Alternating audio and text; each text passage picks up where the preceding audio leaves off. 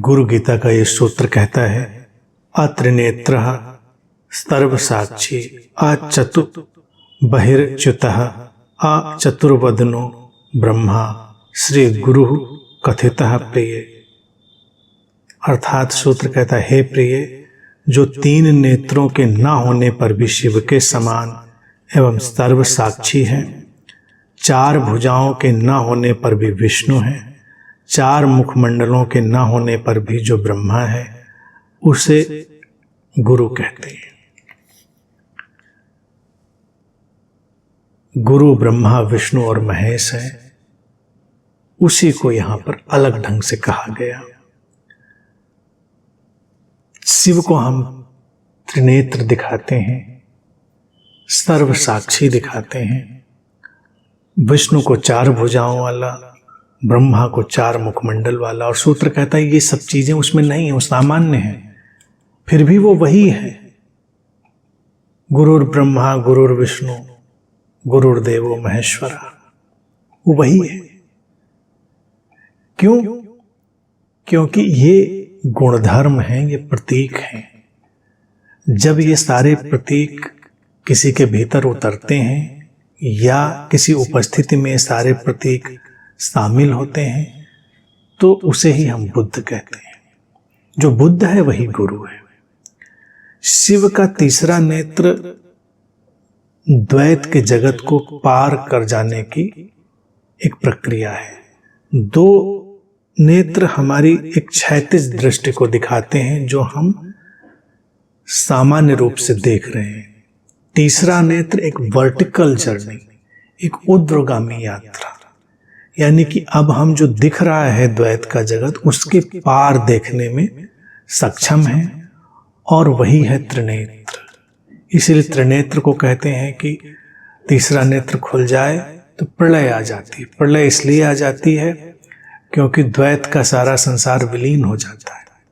द्वैत में जो लिप्तता है वो समाप्त हो जाती है।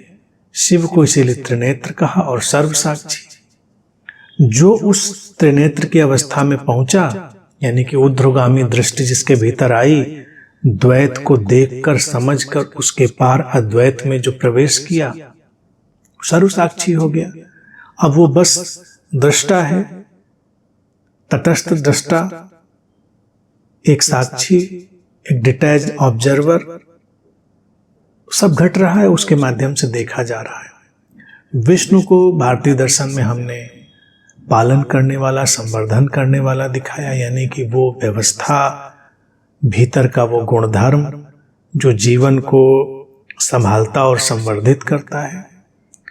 उसकी 4 भुजाएं हर तरफ की सक्रियता को दर्शाने का प्रतीक है। अब हमको लगता है ना कि कभी कभी जब ज्यादा काम होते हैं तो लोग मुहावरे में ही बोलते हैं कि 2 हाथ के बजाय 2 हाथ और होते तो हम ज्यादा काम कर लेते। तो 4 भुजाएं चारों दिशाओं में जो सक्रियता व्याप्त है उसका प्रतीक है। तो इस सक्रियता का एक अनंत स्रोत प्रकट होता है भीतर, क्योंकि बोध निष्क्रिय नहीं होता, वो हर दिशा में सक्रिय हो उठता है, सारी संभावनाओं को गतिशील करने लगता है। ब्रह्मा के 4 मुखमंडल जो हैं, क्योंकि ब्रह्मा को हमने सर्जक दिखाया, ज्ञान का स्रोत दिखाया, तो चारों मुखमंडल चारों दिशाओं से आते हुए ज्ञान को अपने भीतर समाहित करने का प्रतीक है। हर तरफ से, चारों दिशाओं का अर्थ हो गया हर ओर से जो ज्ञान आ रहा है वो समाहित किया जा रहा है। अब जब हर तरफ से आता हुआ ज्ञान है तो उसमें भिन्नता भी होगी, भिन्नता में एकरूपता भी होगी। तो सूत्र कहता है कि ये न 4 हाथ हैं, न 4 मुख हैं, न 3 आंखें हैं, फिर भी वो ब्रह्मा है, विष्णु है, शिव है, क्योंकि वो उसके भीतर सारे गुणों के रूप में शामिल हो गई है सारी प्रक्रिया। एक बुद्ध को जब हम देखेंगे तो उसको इसी तरह से अगर हम देखने के लिए आगे बढ़ें तो हमको दिखाई देगा कि ज्ञान की एक विराट धारा, सक्रियता का एक बेशर्त निर्बंध प्रवाह, और इस सबसे ऊपर एक तटस्थ दृष्टा, एक साक्षी, द्वैत में रहते हुए अद्वैत में स्थित चेतना। यही सारे गुणधर्म वहां से प्रतिबिंबित होकर उस सीकर में, खोजी में, शिष्य में आते हैं। यही गुरु और शिष्य का अद्भुत रिश्ता है कि शिष्य भी जब अपनी यात्रा में चलता है तो धीरे धीरे वो द्वैत को पार करने लगता है।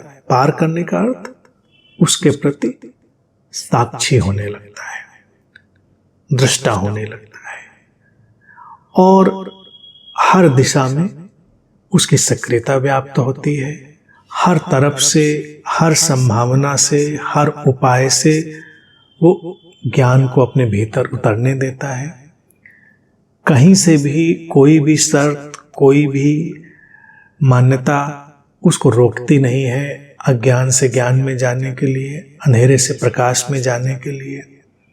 वो गुणातीत, रूपातीत, फॉर्मलेस, नेमलेस एक विराट अनंत विस्तार में चला जाता है। तो यहाँ पर गुरु शिष्य का भेद भी समाप्त हो जाता है, क्योंकि जब सब दिशा से, सब रूप से, हर तरह से एक यात्रा चलेगी तो गुरु शिष्य उसमें बस बिंदु हैं जो बस थोड़ी ही देर में एक दूसरे में घुल मिल जाने वाले हैं। तो ये सूत्र बड़े सुंदर ढंग से एक बुद्ध की मानवीय स्थिति को भी बताता है कि उसको हमें अति मानवीय नहीं जानना है। वो मानवीय है, हमारी तरह है, लेकिन अपने बोध से वो उस मानवीयता से परे हमको जान पड़ता है। हमको ऐसा लगता है जैसे उसके पास अनंत ज्ञान है, हमको लगता है जैसे उसके पास अनंत संभावनाएं, अनंत शक्तियां हैं, लेकिन ये सभी के लिए संभव है, सभी सामान्य हैं और सभी के लिए वो द्वार खुले हुए हैं।